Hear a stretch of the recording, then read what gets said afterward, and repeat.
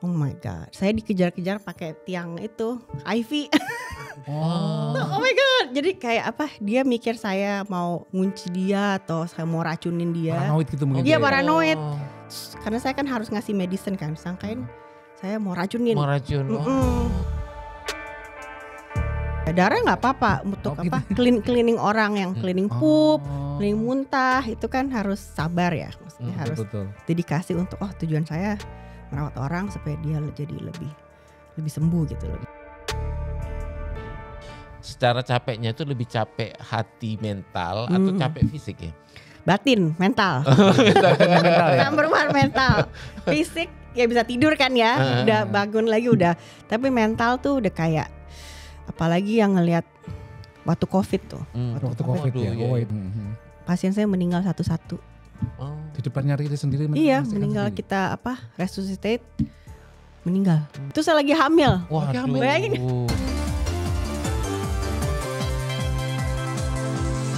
Anda mengikuti program Ketika Hidup Diperjuangkan bersama saya Alam Burhanan. Dan saya Supriyono, dan bagaimana kabar Anda semua? Mudah-mudahan tetap baik, semangat dan juga sehat. Dan kebetulan juga tamu kita kali ini adalah orang yang bergerak di bidang kesehatan. Kesehatan, ya. Dan profesinya adalah sebagai seorang perawat. Ini termasuk jarang warga Indonesia di sini di Amerika, diaspora Indonesia yang profesinya sebagai perawat ya. Nah kita temui aja. Namanya siapa Mbak?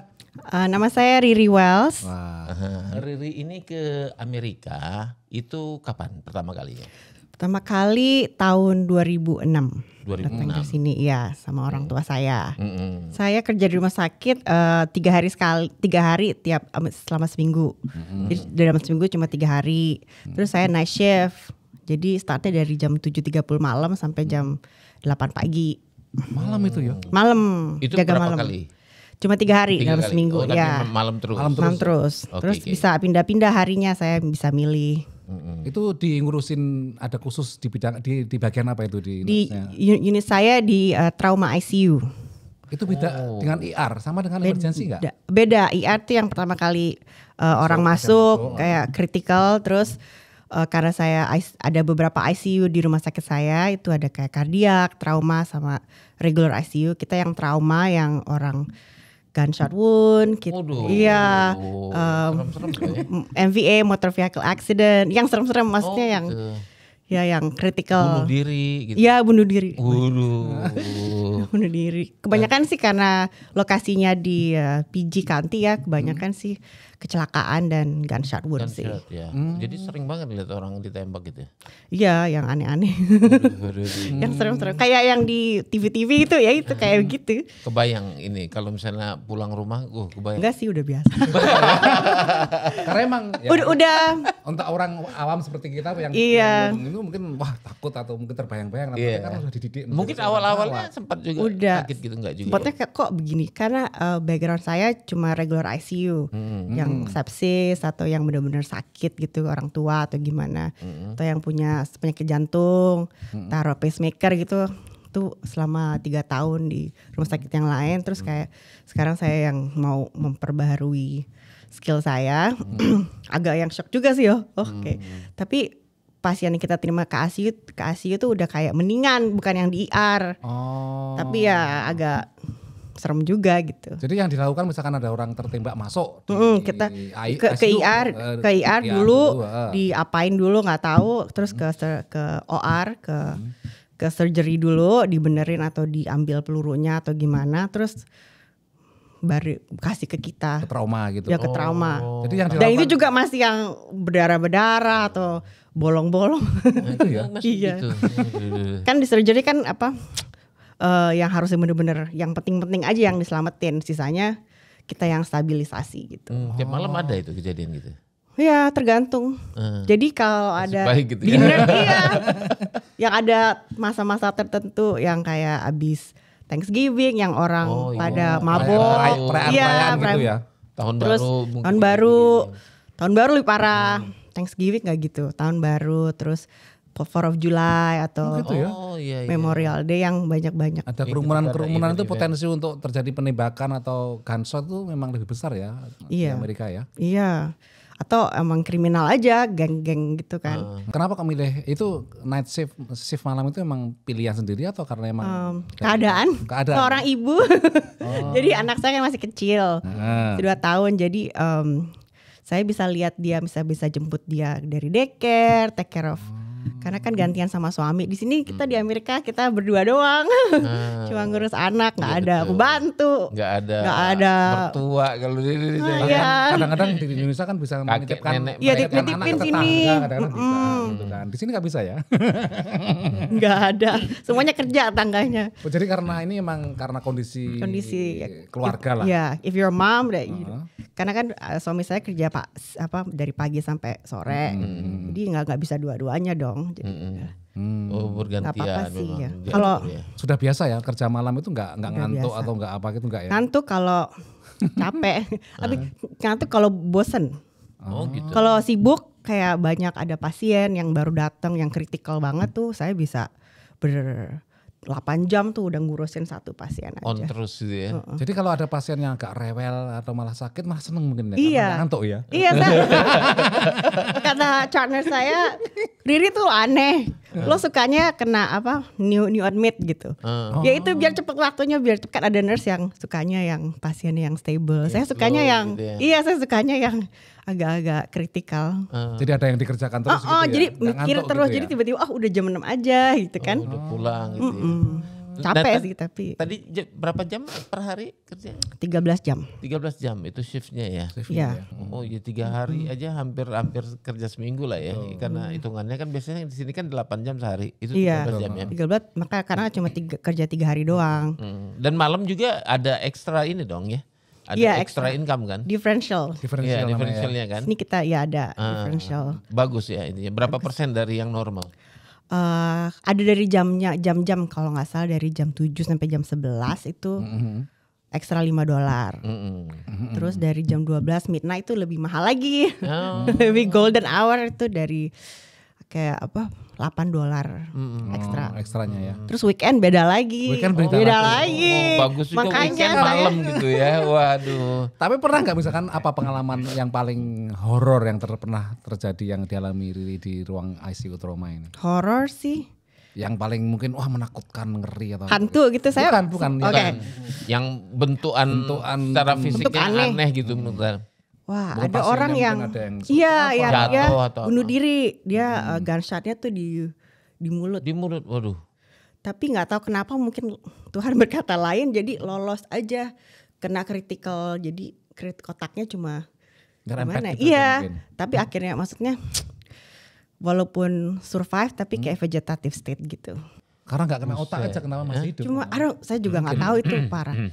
Mungkin tipe gunnya kali ya yang nggak yang begitu shotgun atau yang kayak cuma yang main-mainan atau gimana. Tapi dia pengen gimana ya, orang yang begitu kan udah pengen bunuh diri itu dia yang. Jadi bunuh diri di sini kebanyakan pakai senjata ya, bukan loncat dari building. Mereka pakai senjata. Orang-orang cowok biasa pakai senjata. Yang bunuh diri gitu, loncat gitu kayaknya kebanyakan perempuan ya. Maksudnya iya. Nah ini jadi tadi kan Riri bilang bahwa di sini emang namanya perawat itu juga emang dikenal lumayan bagus ya gajinya. Tapi untuk menjadi seorang perawat itu di sini nggak gampang ya. Artinya harus ada pendidikan khusus ketat yang harus di standar kesehatan di sini kan lebih ketat ya. Jadi dulu sekolah perawat ya. Sekolah perawat di salah satu county, salah satu terbagus yang di Montgomery County. Sekolahnya berapa tahun itu? 2 tahun. 2 tahun kan pas semester. 4 semester itu. Itu nggak boleh fail. Kalau fail satu pelajaran nggak apa-apa, tapi fail yang kedua udah out dari program. Iya, ketat banget dulu. Dan itu nggak bisa C, harus B ke atas. Ngulang nggak boleh ngulang gitu. Ngulang cuma sekali doang. That's it. Iya, harus benar-benar ketat. Nggak apa sih, bagus jadi orang yang gimana ya? Serius lah. Nurse is a big deal gitu. You're dealing with a human life. Jadi untuk 2 tahun itu di kelas saja atau campur dengan yang praktek juga di rumah sakit? Praktek jadi ada kayak program satu semester tuh ada kayak misalnya 3 kelas gitu. Satu kelas tuh buat praktikum. Ya untuk ke rumah sakit. Jadi seminggu 2 kali atau seminggu sekali tergantung. Praktek kerja ya? Iya, jadi kayak student nurse itu kita ngikutin nurse yang lagi kerja. Cuma ngikutin apa yang seharusnya kalau kayak experience into real life gitu kan dealing with patient. Jadi waktu sekolah itu sambil kerja juga? Sambil kerja juga, jadi semuanya tuh saya biaya sendiri. Kerja apa? Dapat student. Sambil Dari awal dari Delhi itu saya belum waktu masuk sekolah. Dan itu kayak toko kelontong ya. Iya, Delhi itu kayak toko kelontong bisa jualan sandwich. Iya. Terus begitu saya masuk ke dokter office. Di kelontong sebagai apa itu? Oh, jadi kasir. Oh, kasir. Jadi kasir Gak boleh duduk itu ya? Boleh duduk atau enggak? Boleh duduk kayaknya. Oh, boleh ya? Kalau lagi nggak busy. Karena ada yang berdiri doang. Kelontong atau di supermarket nggak boleh duduk kan? Harus berdiri terus kan? Ini bos saya baik waktu itu. Oh, itu. Bisa, boleh makan, terserah. Boleh duduk. Terus saya pindah ke dokter office di Dupont Circle kalau nggak salah. Kayak praktik primary care gitu, jadi resepsionis. Oh, resepsionis. Ya, jadi resepsionis dulu. Terus saya karena Riri kamu bagus, coba kerja bareng saya. Terus saya jadi tertarik jadi medical assistant. Tapi saya harus kayak kursus gitu, kalau nggak salah selama 6 bulan kursus jadi medical assistant. Biar dapat. Di sini Amerika tuh harus everything has to be licensed atau certified, even though kerja di kantoran gitu jadi medical assistant tuh yang vital sign. Itu dokter apa? Dokter umum biasa dokter umum biasa di Dupont Circle. Terus walaupun cuma ngukur temperatur segala macam tuh harus punya certified. Terus saya kursus juga ngambil 6 bulan tadi. Ya 6 bulan itu. Jadi sini kan ada kursus kilat ya. Tuh gaji naik kan dari resepsionis ke medical assistant. Wah, boleh juga nih gitu. Saya suka karena ngomong sama pasien, sama orang yang pasien datang ke ke tempat primary care gitu ya. Terus saya jadi yaudah jadi nurse aja.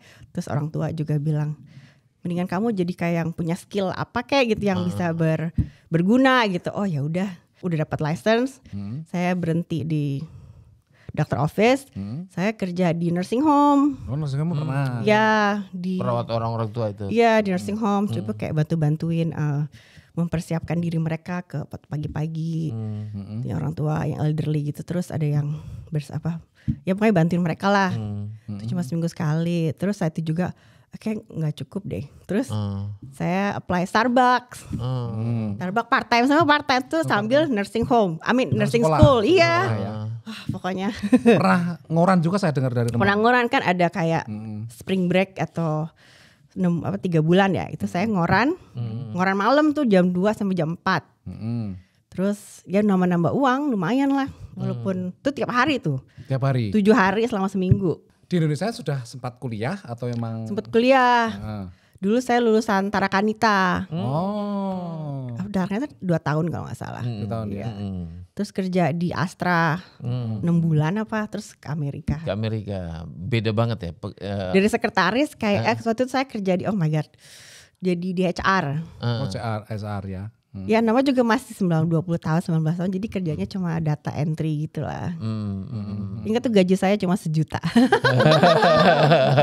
Jadi begitu datang ke Amerika, kemudian melihat lingkungan di sini, lingkungan sosial, lingkungan budaya itu langsung merasa cocok dan betah tuh gimana waktu itu? Mana ya, orangnya juga kayaknya mereka tuh tidak diskriminasi.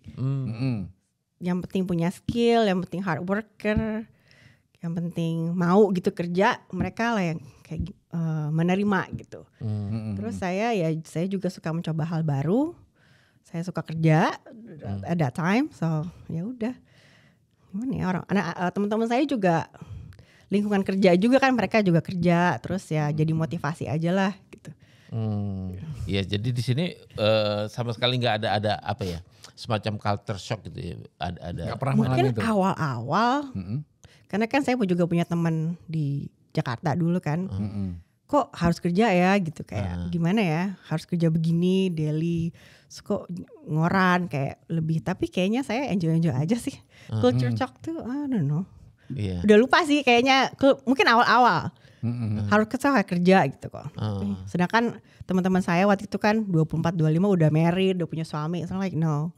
Terus saya mikir-mikir, oh ya this is my dream. Terus kira-kira apa kualifikasi yang dituntut untuk menjadi seorang perawat yang baik gitu?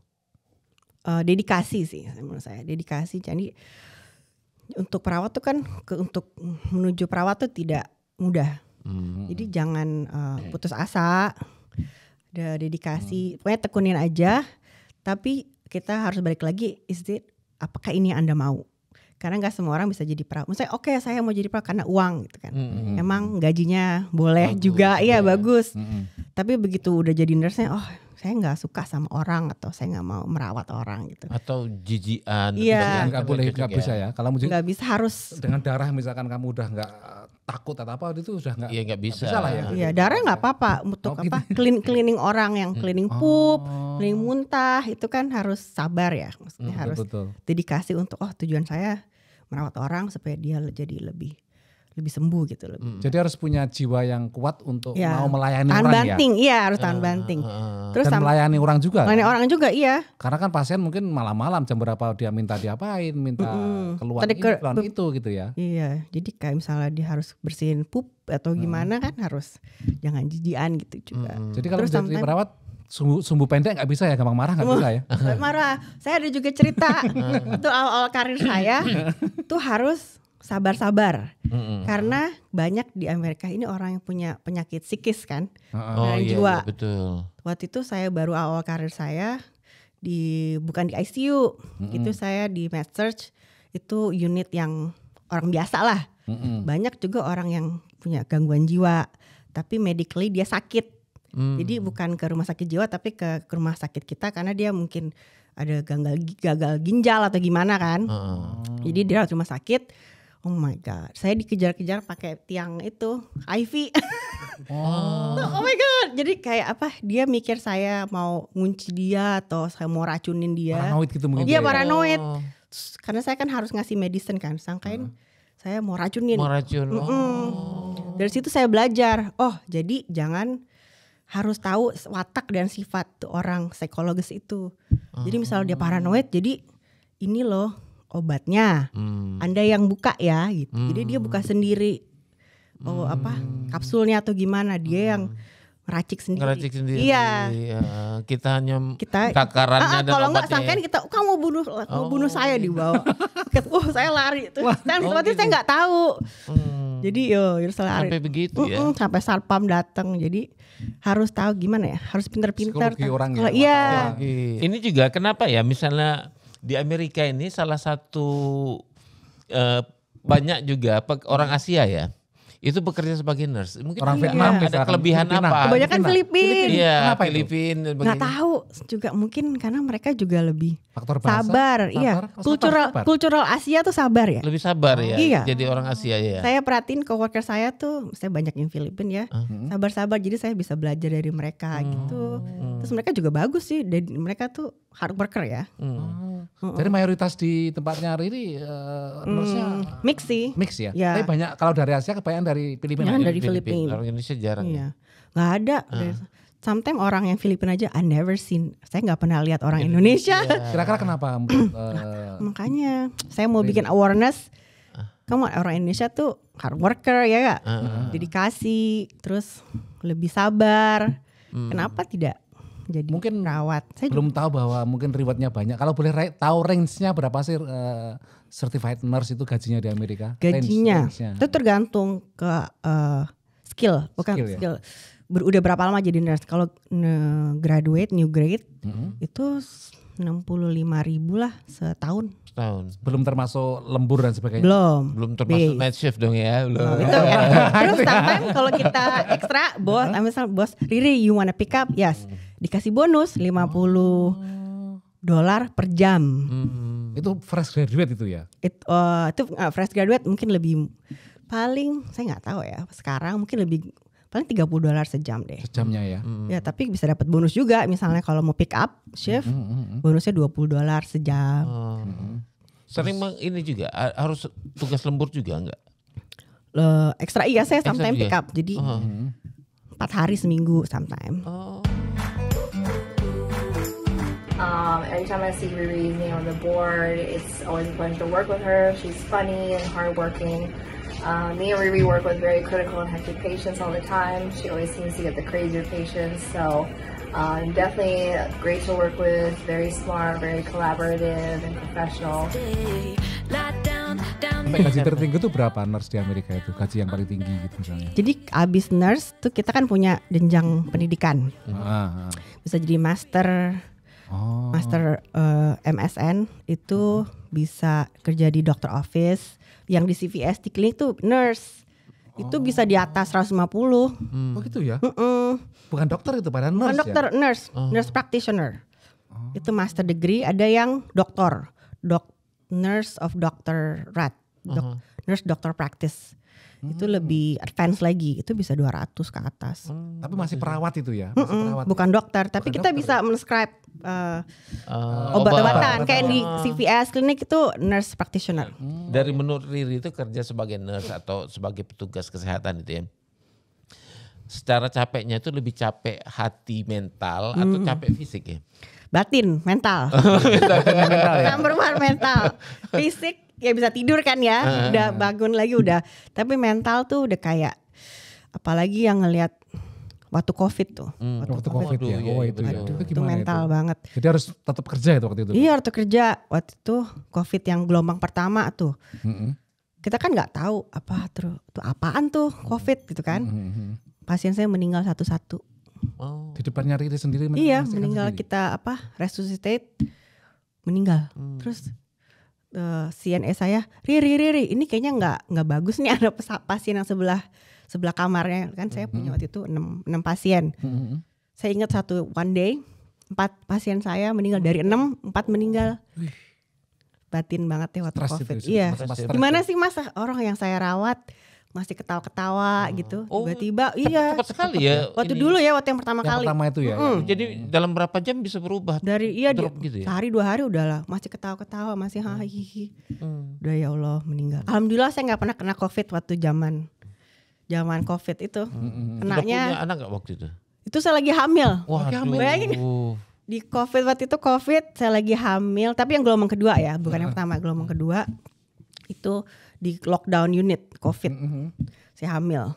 Alhamdulillah nggak apa-apa sih. Saya pakai paper itu kan. Suami nggak khawatir? Khawatir juga. Kamu nggak boleh izin gitu ke tempat yang lain, maksudnya ke unit yang lain.